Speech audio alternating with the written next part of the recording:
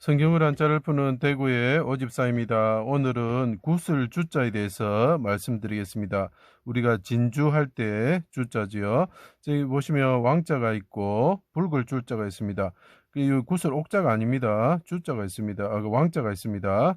자, 왕이 붉다. 붉은 왕이다는 거죠. 자, 벌써 답 나왔죠. 붉은 왕이 누가 있습니까? 성경에는 다윗 왕을 붉은 왕이라고 표현합니다. 그럼 이것이 왜 구슬 주자가 되는지 제가 하나씩 설명드리겠습니다. 자, 희고도 붉으신 붉다는 의미가 있습니다. 이스라엘 왕이 있다. 이분은 대왕이다. 그러니까 크신 왕이다는 거죠. 그죠? 그 시편에 그런 말이 나오죠. 터가 높고 아름다워 그분이 크신 왕이 시온산에 계신다. 이렇게 표현하죠. 메시아가 자기 땅에 오셔서 바산의 소와 같은 자기 백성들에 의해 에워싸여서 나무 십자가에 달리셨다. 인자가 나무 십자가에 달리셨다. 그리고 사람들이 말합니다. 너는 왕이 아니다. 우리의 큰 이위 하나님이 아니다 하고 말을 들었다는 거죠. 나무 위에 달리셔서 어떻게 보면 나무 위에 송아지 제물처럼 되셨고 또 속죄 제물로 되는 붉은 암송아지처럼 되셨다. 그래서 붉은 다윗 왕을 붉다 이렇게 계속 표현하고 있죠. 그죠? 자, 그 뭡니까? 골리앗과 싸울 때도 붉다고 이야기를 하고 또 사무엘이 그 기름을 부을 때도 붉다 이렇게 이야기를 하죠. 그래서 붉은 왕이다. 붉은 왕에 대해서 이야기를 하고 있는 거죠. 정오에 어둠이 임하였고 9시에 크게 통곡과 눈물로 간구하셨다. 요셉의 욥의 이야기를 보면 얼굴이 붉어졌다 이렇게 표현합니다. 통곡으로 눈물로 얼굴이 붉어졌다. 이 왕께서 나무에 달리셔서 크게 부르짖으실 때 그 왕께서 하나님께 부르짖으실 때 어떻게 되는 얼굴이 붉어진다는 거죠. 자, 백성들의 죄를 담당하심으로 가시나무 가운데 백합화처럼 간구하셨다. 이 나무가 보이죠. 이 사람들이 나무와 같은 가시나무 같은 사람들인데 이분이 가시나무 같은 십자가에 달리셔가지고 그 조각목의 분향단처럼 조각목이 아카시아 나무고 가시나무죠. 분향단처럼 하나님께 부르짖었다. 그때 자던 자들 일어나 거룩한 성에 들어갔다. 요거를 기억해 주십시오. 붉은 왕이 하나님께 암송아지처럼 붉은 암송아지처럼 나무 위에 송아지처럼 속죄제물처럼 하나님께 드려질 때에 그분이 하나님께 부르짖으셨고 얼굴이 붉어지셨고 거룩한 성에 들어갔다. 요거를 기억해 주시기 바랍니다. 자, 그래 되면 어떻게 되느냐. 입술은 백합화 같고 그래서 가시나무 가운데 백합화죠.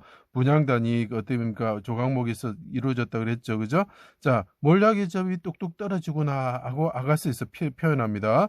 입술에는 꿀방울이 떨어집니다. 이렇게 이야기를 하죠. 방울이라는 의미가 있습니다. 그 다음에 조각목의 분향단 같다고 말씀드렸죠. 거기서 뭐가 있냐면 소합향이라는 게 있습니다. 이게 무슨 뜻이냐면 접 같은 것이 뚝뚝 떨어진다 이렇게 표현하는 거죠. 그래서 이 내용을 지금 뭡니까, 솔로몬이 표현하고 있는 거, 시적으로 표현하고 있는 겁니다. 몰약이 있던 신포도주를 받으시고, 그 입술에서 떨어지는 모습을, 꼴방울처럼 떨어지는 모습을 보이죠.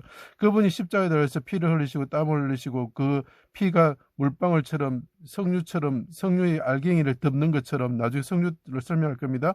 알갱이처럼 그 목에 떨어져 있는 모습이 구슬처럼 보인다. 이렇게 표현하는 거죠. 내 목은 기도를 말하는 겁니다. 부르짖음을 말하는 겁니다. 구슬깨미로 아름답구나. 이게 아까 말씀드렸죠. 피가 떨어져가지고 목 주위로 이렇게 피가 흘러있는 모습일 수도 있고 야긴과 보아스를 보면은 자기 붉은 피로 싼 씨들이 있다는 거죠. 이게 성류라는 거죠. 자기 붉은 그 성류를 한번 보셨습니까? 이렇게 꼭 구슬처럼 알맹이가 생겨져 있죠. 그 피와 같은 것으로 씨를 감싸고 있는 거죠. 자기 씨를 낳기 위해서 그분이 피로 감싸는 거죠. 두 줄의 붉은 성류와 같다. 이것이 구슬깨미가 되는 겁니다. 그래서 붉은 왕이 옆에 붉은 왕이 있는데 그 옆에 붉은 것들이 있는데 이것은 그분의 피로 산 성류다는 거죠. 그 성류는 뭐라고요? 구슬깨미 것처럼 아름답다는 거죠.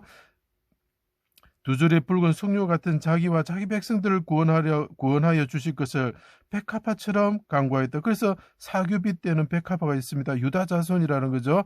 구는 뭡니까? 태양을 상징하고 달을 상징하는 거죠.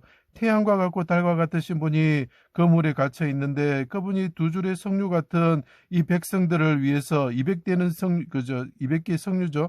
그래서 200이 어떤 의미인지는 아직까지 정확히 저는 알지 못합니다.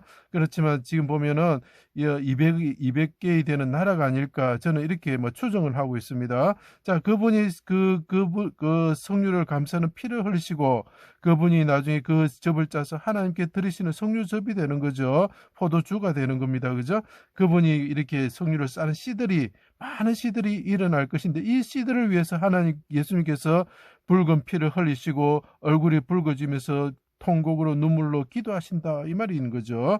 그래서 붉은 피에 옷을 씻어 그들을 희게 한다는 거, 그 죄들을 용서한다는 거죠. 자, 백성들의 죄가 주홍빛 같을지라도 눈과 같이 휘어지고 진홍같이 붉을지라도 이 사람들이 포악한 것을 의해서 메시아를 죽이는 가장 포악한 거죠. 피를 흘리는 그 붉은 손을 뜻하는 것입니다. 양털같이 휘어진다는 거죠. 자, 그러면 어떻게 됩니까? 시온산에서 크게 부르짖으심으로 하늘을 오르셔서 벽옥과 홍보석과 같으신 분이 되셔가지고 붉은 큰 왕이 되신다. 시온산의 큰 왕이 되셔가지고 보석으로 된 성과 12 진주문을 가진 거룩한 성으로 자기 백성들을 인도하신다. 그 옆에 있는 성류와 같이 피로 감쌌던 그 씨들을 그죠? 후손들을 하나님을 향해서 분향단처럼 부르짖으시고 제물처럼 부르짖으시고 대제사장처럼 손을 펴고 부르짖고 왕 같은 제사장이죠. 왕과 제사장이 합쳐지는 메시아죠. 그분이 그 기도를 들으셨을 때 하나님께서 백성들을 구원하셔서 진주문이 있는 곳으로 인도하신다. 그래서 진주 주자가 되는 것이죠. 그분의 굿을 보석이죠. 목걸이가 뭡니까? 자기 백성들이죠. 보혈로 싸져 있는 석류 알갱이 같은 그 굿을 같은 그 백성들을 그분이 영광이 되기 때문에 그분의 목에 그 굿을 이렇게 제가 아까 200나라라 그랬는데 이 자기 백성들을 이렇게 나타내고 그 영광으로 이렇게 보이게 되는 거죠.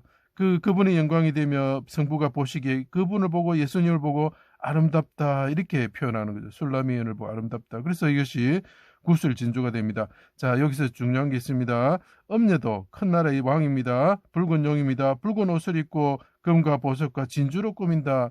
그래서 예수님을 나타내는 이 십자가 사건은 그들은 나타낼 수가 없습니다. 그래서 어떻게 합니까? 붉은 옷을 입고 백마를 타고 그 다음에 진주 목걸이를 하고 금으로 치장을 하고 그런 사람을 만나면은 그 사람은 그 엄녀구나 이렇게 생각하시면 됩니다. 거짓 선지자라는 걸 알 수 있습니다.